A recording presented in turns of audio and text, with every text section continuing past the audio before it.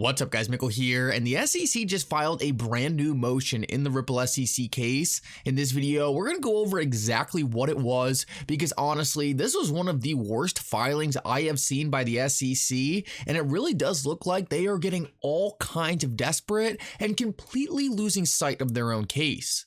I also want to talk about a massive market event that was just announced. It's taking place next week, and it actually has to do with holding Gary Gensler accountable.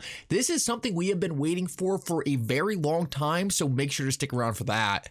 Last of all, we have a huge pivot in the market happening right now. This was just released a couple minutes ago, but it is extremely bullish for growth assets and cryptocurrencies. Make sure to stick around till the end of the video to see that. You are not going to want to miss it. Like always, your support means so much to this channel. Make sure if you haven't already, you like and subscribe. It's really going to help this channel out so much, and I really want to get to 50k subscribers, so make sure to subscribe if you haven't already. Also, if you ever need a place to buy some XRP or the Flare token, make sure to check out the link for Uphold down in the description of this video. With that said though, let's jump right into it, and I hope you guys enjoy the content.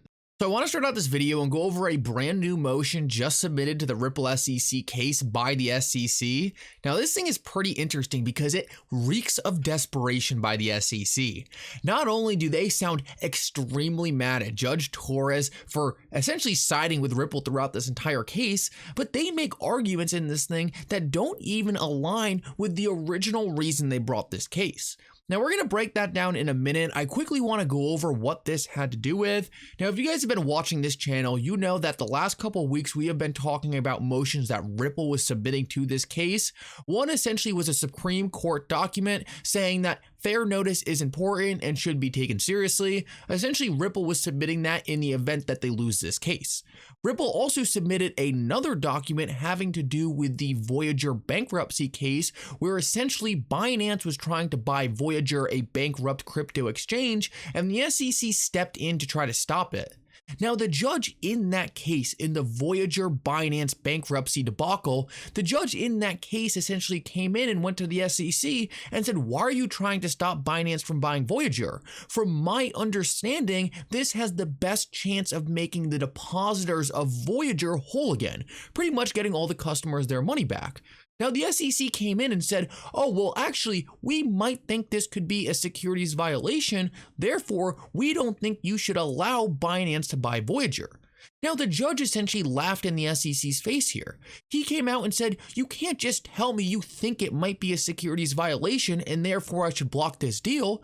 This deal is the best thing for the customers. You're supposed to be protecting investors. You can't just come here and speculate on a potential securities violation and expect me to take it seriously. Either tell me what you think the securities violation is or shut your mouth. And the SEC essentially refused to say what the securities violation was. They said, oh, we might think the VGX token could be a security, but in classic SEC fashion, they refused to give any specifics on what made the VGX token a security. Now, a lot of what I just said was paraphrased, but if you were following this and following the lawyers who were reporting on this, you would know that most of them were blown away with how tough this judge was being on the SEC. Many people didn't expect this judge to lash out against the SEC so hard, and this was something that was really noted during the entire process. So with that understanding, I'm going to read you a section from the SEC's filing today where they were essentially counteracting these documents submitted by Ripple. And what you're going to understand here is the SEC is desperately trying to switch the narrative. Listen up to this. This was written by the SEC's lawyers. Defendants shamelessly mischaracterized the Voyager bankruptcy court statements and plucked choice phrases out of context in a misguided attempt to boost their unavailing fair notice defense. Now, what's so interesting about this is the SEC is essentially saying, hey, the Ripple lawyers are lying. The Voyager bankruptcy court never said any of this, and this doesn't support Ripple's fair notice defense. But most of us went through what was said in Voyager, and the judge very clearly said that the status of these cryptocurrencies are completely unclear, and the SEC is confusing the market. The SEC is essentially hoping that Judge Torres isn't going to do the research to see what the judge in the Voyager case actually said. Now, I think this was a very desperate strategy for the SEC because Judge Torres has been on top of everything in this case.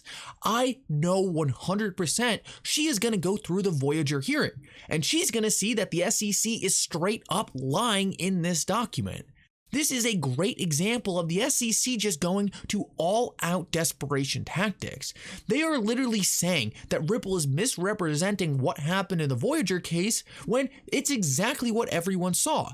Now, the SEC actually tries to twist it another way too and say, oh, well, not only is Ripple mischaracterizing it, but the issues at hand are also very different. Now, I will admit the issues are very different. It's a pretty different scenario, but at the end of the day, Ripple's just saying, hey, the SEC is suing us saying XRP is a security. We're saying they never told us that and the status of these digital assets isn't clear. We're just trying to get everyone to acknowledge the rules aren't clear. And the judge in the Voyager case admitted the rules aren't clear.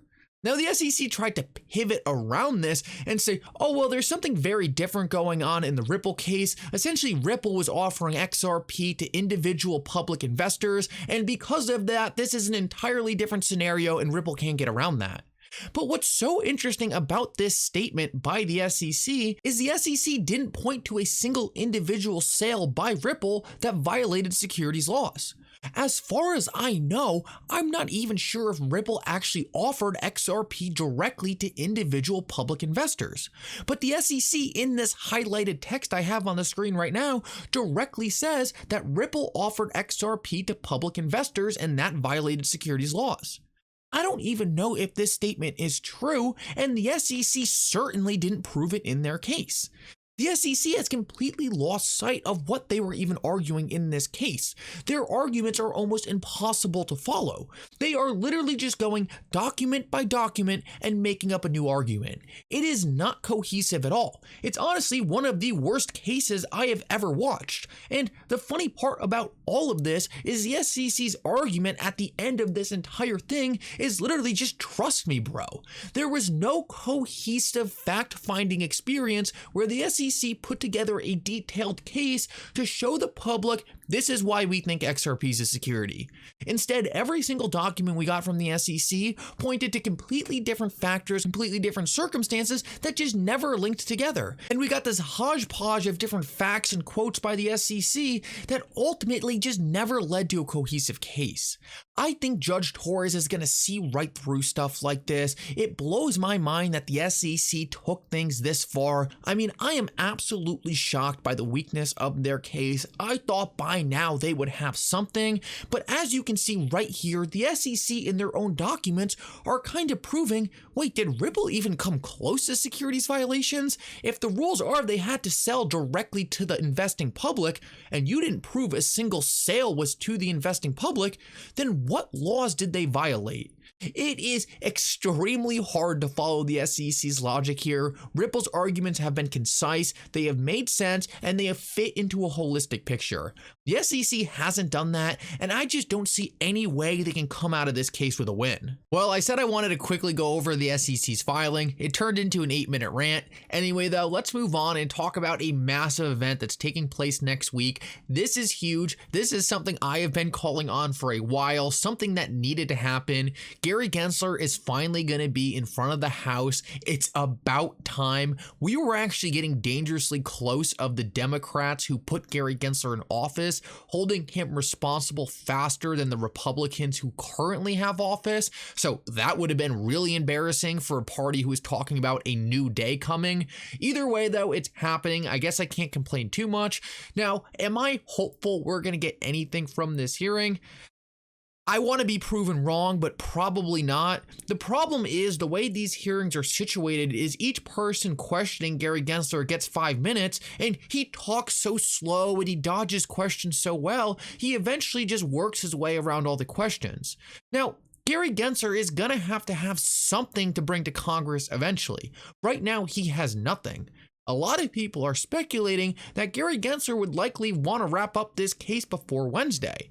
Unfortunately though, for this theory, I just don't see any way the SEC is going to settle this case at this point until there's summary judgment, so that's most likely going to be out of his hands. Now, we're going to see if he gets grilled on digital assets. Most likely he will. I personally see him being able to dodge a lot of the questions, but some things that he is not going to be able to dodge are FTX. Now, one thing I wanted to bring up, and this is an interesting theory I had, I think the SEC actually launched their case against FTX so that when Gary Gensler went in front of Congress, he could use the excuse that there's ongoing litigation so he doesn't have to answer questions about FTX. We're going to have to see how that plays out. Either way, though, this will put pressure on him. Hopefully, we can get something out of this. Let's see how it goes. It's definitely a start in the right direction, though. Right now, I'm a little pessimistic for any good results out of it, but hopefully I'm proven wrong. Now, the last very important thing we need to talk about for the market is the Federal Reserve. For those of you who have been following this, the Federal Reserve had been doing QT for the last couple quarters. Essentially, they were tightening the money supply, and this is a big reason we saw cryptocurrencies start going down along with traditional markets. Our system is just not made for QT, and typically when the Federal Reserve tries to do QT, they end up just breaking things, kind of like we watched the banks break the other week. Well, what we see right now, and this is absolutely shocking, is the Federal Reserve has stopped QT. Out of nowhere, they're back in QE, and that's this line going back up.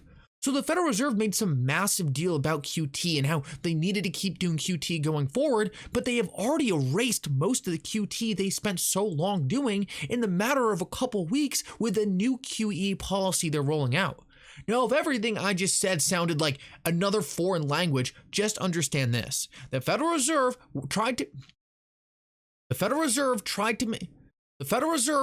make the money supply tight to try to slow down inflation. The Federal Reserve tried to make the money supply tight to slow down inflation. They did that. Unfortunately, them making things tight actually started to break things. Now, they are doing essentially what looks like an emergency pivot back to quantitative easing to try to loosen up the monetary system. This is very good for assets. This is what we need for cryptocurrencies to take back off. And it is aligning perfectly with some very bullish developments like the Ripple SEC case ending. In order for XRP to really rip, we need to be in a monetary policy regime that's going to be good for XRP. So if we can couple the fact that we are going back into quantitative easing with a big win in the Ripple SEC case, well, let me just tell you, that is the best scenario possible, and I never even factored that in. I thought QE was off the table and we were going to be in QT for a couple more years. What we're seeing is that is over with. We could be back in QE, and that would be massively bullish for the markets. Anyway, thank you so much for coming. I hope you enjoyed this update. If you did, make sure to like and subscribe. It really does mean so much, and for now, Mickle out.